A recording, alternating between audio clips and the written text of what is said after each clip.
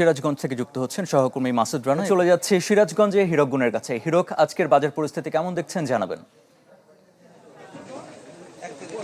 আজকে যদি সিরাজগঞ্জের সবজির বাজারে কথা বলি তাহলে কিন্তু অনেকটাই স্বস্তির খবর আছে, কারণ একদিনের ব্যবধানে কিন্তু কাঁচামরিচ, সেখানে ফুলকপি, সিমের দাম কিন্তু কমেছে। যে কাঁচামরিচ গতকাল বিক্রি হতো 140 টাকা কেজিতে, আজকে কিন্তু 20 টাকা কমে সেটি 120 টাকায় বিক্রি হচ্ছে।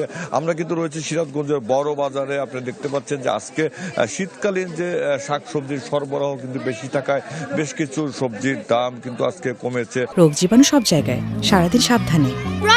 বাচ্চারা সারাদিন প্রমিস রাখবে অসম্ভব। এজন্যই ডেটলের নতুন প্রমিস, জীবাণুর বিরুদ্ধে 12 ঘন্টার সুরক্ষা বলয়। ডেটল। বিশেষ করে কাঁচামরিচ কমেছে 20 টাকা কেজি, আজকে 120 টাকা কেজিতে বিক্রি হচ্ছে।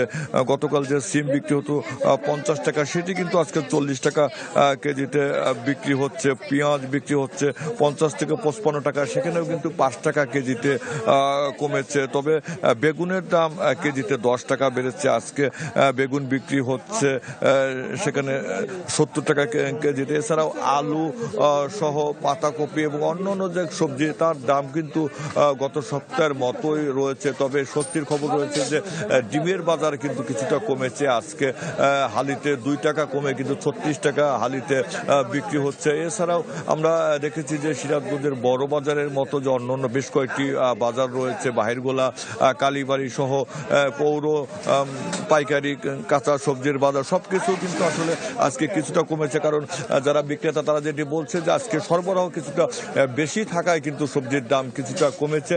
তো ক্রেতাদের দাবি যে বাজারটি যদি নিয়মিত মনিটরিং করা হয় তাহলে যারা অসাধু ব্যবসায়ী তারা কিন্তু আসলে পণ্যের মূল্য বাড়াতে পারবে না।